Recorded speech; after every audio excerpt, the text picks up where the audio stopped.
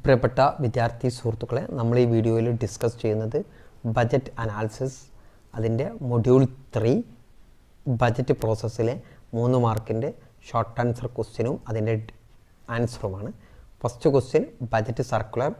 Budget circular is an official document issued by the budget division of the Ministry of Finance. Ministry of Finance കീഴിലുള്ള budget ഡിവിഷനാണ് budget circular issue ചെയ്യാർ to guide government ministry and department in preparing their budget estimate for the upcoming financial year. അടുത്ത financial ഇയറിലേക്കുള്ള ഓരോ മിനിസ്ട്രിയും ഡിപ്പാർട്ട്മെൻറ്റിൻ്റെയും budget estimate prepare ചെയ്യാൻ പറഞ്ഞുകൊണ്ടുള്ള സർക്കുലറിനെയാണ് ഇന്ന് budget circular. It outlined the timetable, procedures, format, fiscal target for budget preparation. Budget പ്രിപ്പറേഷൻ്റെ ടൈം ടേബിൾ, അതിൻ്റെ പ്രൊസീജിയർ, അതിൻ്റെ ഫോർമാറ്റ്, അതിൻ്റെ ഫിസിക്കൽ ടാർഗറ്റൊക്കെ ഉൾക്കൊള്ളുന്ന ഒരു ഔട്ട്ലൈനുള്ള ഒന്നാണ് budget circle. It ensure uniformity in budget പ്രപ്പോസലിൽ ഒരു യൂണിഫോമിറ്റി വരുത്തുക and align them with government priority and economic policy. ഗവൺമെൻറ്റിൻ്റെ പ്രയോറിറ്റിയും എക്കണോമിക് പോളിസിയെയും അലൈൻ ചെയ്തുകൊണ്ട് ഒരു എല്ലാ ഡിപ്പാർട്ട്മെൻറ്റും എല്ലാ മിനിസ്ട്രിയും കൃത്യമായിട്ടുള്ള ഒരു യൂണിഫോം ആയിട്ടുള്ള ഒരു പ്രപ്പോസൽ സബ്മിറ്റ് ചെയ്യാൻ വേണ്ടിയിട്ടാണ്. Estimate of receipt. These are projection made by the government for is expected income during financial year. ഒരു ഫിനാൻഷ്യൽ ഇയറിലേക്കുള്ള ഗവൺമെൻറ്റിൻ്റെ എക്സ്പെക്റ്റഡ് ഇൻകത്തിൻ്റെ ഡീറ്റെയിൽസാണ് എസ്റ്റിമേറ്റ്സ് ഓഫ് റെസിപ്റ്റ്. ഇതിൽ ടാക്സ് റവന്യൂ ഉണ്ടായിരിക്കും, നോൺ ടാക്സ് റവന്യൂ ഉണ്ടാവും. This estimate help determine government spending capacity and physical planning.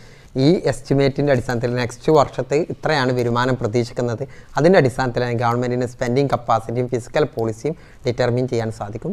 Revenue receipt are earning of the government that do not create liability or reduce asset കുറയില്ല, അതുപോലെ തന്നെ ലയബിലിറ്റിയും create ചെയ്യാത്ത ഗവൺമെൻറ്റിൻ്റെ ഏണിങ്സിനെ revenue receipt എന്ന് പറയാം. Revenue receipt are used for day to day administration development expenditure. Day to day അഡ്മിനിസ്ട്രേഷനും development എക്സ്പെൻഡിച്ചറിനും revenue റെസിപ്റ്റാണ് യൂസ് ചെയ്യുന്നതെന്ന് പറഞ്ഞു കഴിഞ്ഞാൽ, ഈ റവന്യൂ റെസിപ്റ്റിൽ കൊണ്ട് അസറ്റ് റെഡ്യൂസ് ചെയ്യുകയോ ലയബിലിറ്റി ഉണ്ടാവുകയോ ചെയ്യില്ല എന്ന് പറഞ്ഞു കഴിഞ്ഞാൽ ടാക്സ് പിരിച്ചു കഴിഞ്ഞാൽ അത് വരുമാനമായിട്ട് ലഭിക്കും, അതുകൊണ്ട് മറ്റു നഷ്ടങ്ങളൊന്നും വരുന്നില്ല. നോൺ ടാക്സ് റവന്യൂ, ഇതാണ് റവന്യൂ റെസിപ്റ്റ്. എന്നാൽ ക്യാപിറ്റൽ റെസിപ്റ്റ് എന്ന് പറഞ്ഞാൽ fund raised by the government that either create a liability or reduce asset reduce ചെയ്യുക, ലയബിലിറ്റി ക്രിയേറ്റ് ചെയ്യുകയോ ചെയ്യുന്നതിനെ എന്താ പറയുക, ക്യാപിറ്റൽ റെസിപ്റ്റ് എന്ന് പറഞ്ഞാൽ ലോൺ എടുത്തു കഴിഞ്ഞാൽ എന്ത് ചെയ്യും, ലയബിലിറ്റി ഉണ്ടാവും. അല്ലെങ്കിൽ ഒരു പബ്ലിക് സെക്ടർ അണ്ടർടേക്കിംഗ് വിറ്റ് കഴിഞ്ഞാലും അസറ്റ് റെഡ്യൂസ് ചെയ്യും. These receipt are not used for regular എക്സ്പെൻസിന് ഇത് യൂസ് ചെയ്യില്ല, ബട്ട് ഫോർ ക്യാപിറ്റൽ ഇൻവെസ്റ്റ്മെൻറ്റ്. ഇത് ക്യാപിറ്റൽ ഇൻവെസ്റ്റ്മെൻ്റ് ആണ് ഇത് യൂസ് ചെയ്യുക. And repaying past borrowings, they include borrowing, recovery of loan, disinvestment, ഇതൊക്കെയാണ് ഇതിൽ ഉൾക്കൊള്ളുക. Estimate of expenditure. These are projection of the government expected spending for the financial year. Next financial ഇയറിലേക്കുള്ള ഗവൺമെൻറ്റിൻ്റെ expected spending ഉൾക്കൊള്ളുന്ന ഒരു പ്രൊജക്ഷനാണ് estimate of expenditure. The expenditure estimate ensure effective allocation of resource in the എക്കോണമിയിലെ എഫക്റ്റീവായി allocation of resource ensure ചെയ്യുക എന്നുള്ളതാണ് estimate of expenditure. Expenditure are classified. Revenue expenditure ഉണ്ട്, ക്യാപിറ്റൽ എക്സ്പെൻഡിച്ചർ ഉണ്ട്. റവന്യൂ എക്സ്പെൻഡിച്ചറാണ് ഡേ ടു ഡേ ഓപ്പറേഷണൽ കോസ്റ്റാണ്, salaries, pension, interest payment and subsidy. എന്നാൽ capital expenditure എന്നാൽ ഇൻവെസ്റ്റ്മെൻറ്റ് ഇൻ ഇൻഫ്രാസ്ട്രക്ചറിലെ ഇൻവെസ്റ്റ്മെൻറ്റ്, ഡിഫൻസ് എക്യുപ്മെൻറ്റ് വാങ്ങുക, long term project. Demand for grant.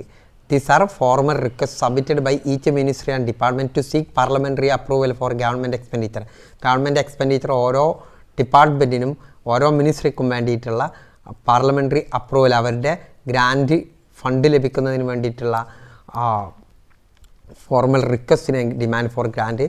Article 113 വരെ പ്രകാരം constitution mandate Lok Sabha must approve each demand. എല്ലാ ഡിമാൻഡുകളും അപ്രൂവ് ചെയ്യണം through voting before expenditure can be made. Expenditure വരുത്തുന്നതിന് മുമ്പ് വോട്ടിങ്ങിലൂടെ അത് പാസ്സാക്കണം. ഈച്ച് ഡിമാൻഡ് ഇൻക്ലൂഡ് റവന്യൂ എക്സ്പെൻഡിച്ചറും ഉണ്ടാവും, ക്യാപിറ്റൽ എക്സ്പെൻഡിച്ചറും ഇതിൽ ഉൾക്കൊള്ളും.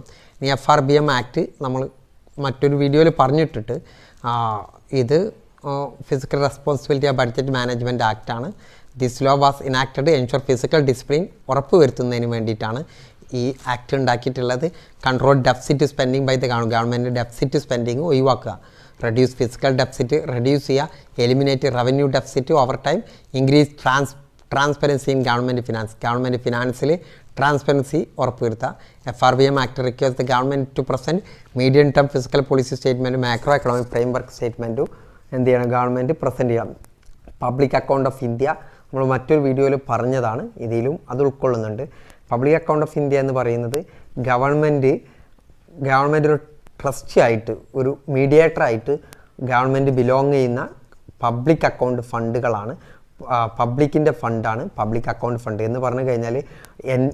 ഞാൻ ഒരു സർക്കാർ ഉദ്യോഗസ്ഥനാണെങ്കിൽ ഞാൻ പ്രൊവിഡൻറ്റ് ഫണ്ടിൽ നിക്ഷേപിക്കുന്ന ഫണ്ട്, അത് എൻ്റെ ഫണ്ടാണ്. പക്ഷേ അവിടെ ട്രസ്റ്റി ആയിട്ട് ഒരു മീഡിയേറ്ററായിട്ട് ആരുണ്ടാവും? ഗവൺമെൻറ് ഉണ്ടായിരിക്കും.